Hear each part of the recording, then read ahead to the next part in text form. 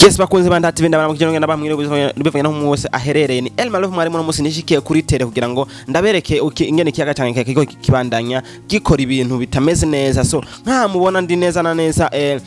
mu Kibenga hepfo y'isoko aho benshi ngira ngo mwamuhazi mu micungararo yaho aha murahabona yuko aha hari nta kiyaga cyari gihara ariko no munsi raba imvubu nizo zihatembera iri barabara mubona ni barabara ryari rigenda kuri La Costa Beach ariko uno musi hari kiyaga nta n'inzira nimwe ahabona uretse amazi kiyaga Tanganyika ndetse n'ivyatsi byaje birahamera ku bwinshi birababaje cyane birababaje ku gihugu birababaje ku bana b'igihugu ndetse birababaje ku ba entrepreneur bari ko barakorera muri bino bibanza nko mubona amazu yarabomotse abandi bari ko barubaka bahereza ku mishinge kuko babonye ko bitagikunda bitagishobotse so Elma Love mwarimu ndavuga ati reka nze ndabegere ndabereke yuko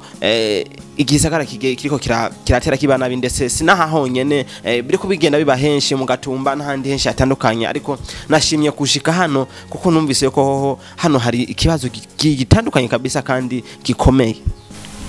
urumubona ngaha n'urugo ndibaza mwese muraruzi uri kuja kuri La Costa Beach hano hari ikizu kinini cera ikietaje kinini aha murahazi hari inyuma niho hari inzira niho twaca tugiye kuri La Costa Beach tugiye kubiteramo tugiye no kubindi bintu tugiye kuryoherwa n'imiryango murabiza ariko no musira bingene hameze birababaje kuri nyene runo rugo birababaje cyane gose kandi gose kuko n'uruhombo runini kuri we ndetse no ku gihugu raba ingene hameze ubu hatembera imvubu nizo ziharango raba ingene amazu yarasambaguritse kubera ko cya kiyaga Tanganyika benshi batazi impamvu kiguma kiduga kiguma kigwira ciyongera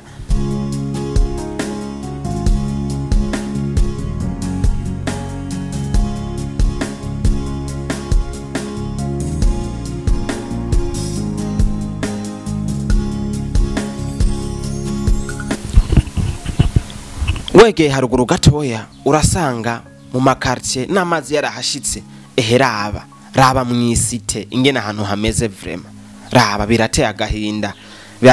nuvuga ko nta uje bakakuja kuraba mugenzi we nta uje bakakuja kuraba inshuti yiwe abahaca nabo ubu baguze ibirato bimwe birebire bimwe vy'imvura nivyo bagenda bacamwe ngaha nyene mu mazi bagenda batambukiramo kabisa birababaje cyane inshuti yanje aha nyene ni mu Kibenga nko mubibona mu ikarti hagati no kuvuga ko amazi yaravuye hari yefo aradugu bashitse kure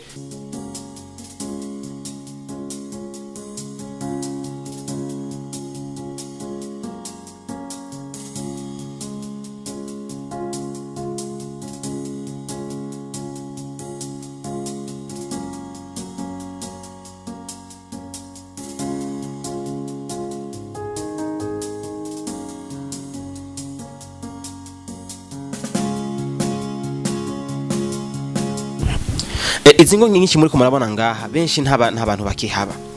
barimutse bivanye no kamazi yabari menshi raba inyubako nziza nkizi zikaba zisikaye zigaragara turibaza mu minsi za kubw'amazi zizobomoka zose zigwe hasi birababaje cyane gose leta nkoze ni haguruka igira ikikoze bige abahinga mu bintu bijanye n'amazi bijanye n'ubutaka bagira ico bakoze raba iyo bajabuka baciye hagati mu mazi hariho abona abantu bagize barinze barahaguma bavuga ati reka tugwana n'amazi tuhagume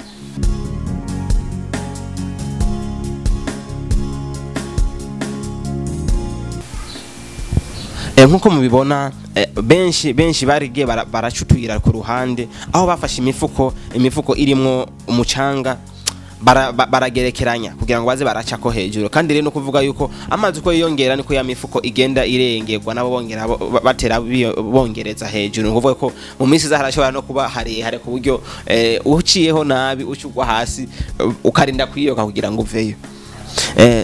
iyi nzu mubona ngaha hanya irazimvya cyane nkuko mubibona ariko raba kuva hasi kuri fondation hari nk'imetero nk'imwe n'inusu yaduze hejuru ku mazi hari ahose kuri portail murabibona yuko amazi indani yinjiye sinaronse ngene noshika indani ariko ndazi ko n'indani hari anya hamaze kuri kibazo ko nimba hanze hangana uko hasigaye hari uko no kuri portail amazi akabashika hajya nuvuga ko indani hose ho bahuzuye murabibona nawe umwe nivyo nimwibonera n'amaso yanyu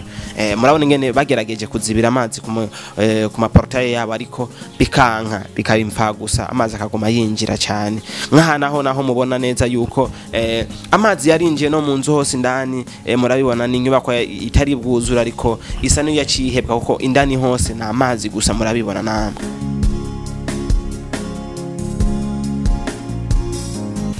ego bamwe mu batarashikirwa nkuko mubibona amazi araduga ariko si menshi cyane baragerageza kuyevita basesa bazana indobo baza barakwegesha indobo bayamena mwibarabara kugira ngo ave mu ngo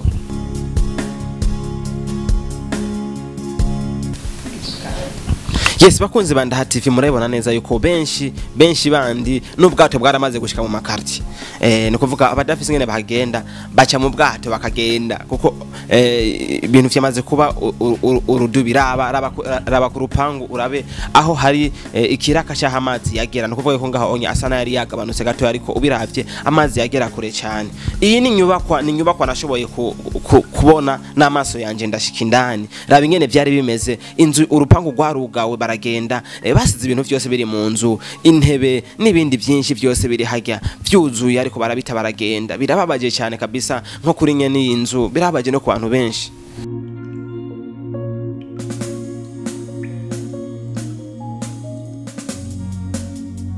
Yes bakunze banda TV ko mubibona namwe ngo mandabereka ndabajana hisi hatandukanye aha ni higa gatoyi kandi aho ubona ingene abantu mu kujabuka bakura baheba bagakura n'ibirato bakambura kugira ngo barengane iswaka kaza kuzishira ko higa kugira ngo ntibamenye nahavuye bakunze banda TV birabaje cyane reka nsubire mvuge yuko leta mbyereta nkozi irakwiye kugira icyo koze kugira ngo igarukire bano bantu igarukire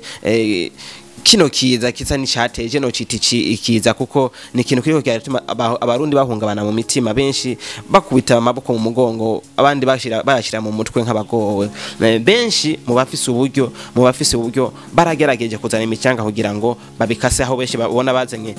ico bita motopompe kugira ngo baze barakwega amazi yinjiye mu indani bongera bayasunika asubira hari efu muri Tanganyika ariko ntacho biba biri butware kuko uko agenda ni kwagaruka so bakunzi banda TV yari El Malof mwari munanishikiye kuri tele kugira ngo ndabereke aho amazi ari karagera kuvyerekeye Tanganyika kuko murabona ko vyarenze urugero vraiment aho bigeze si heza dusengere Burundi dusengere abarundi dusengere buri muntu wese ari muri kino kibanza ndetse twongere tunasaba yuko abafise ingene bofasha kugira ngo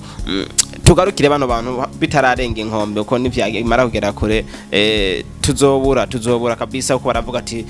ureka ko kugaura imene kiri hafi ya renga imirambo kabira nkayo El Malof mwari murakoze cyane kunkurikirana kora like share na comment utibage subscribe kuri Ndaha TV thanks so much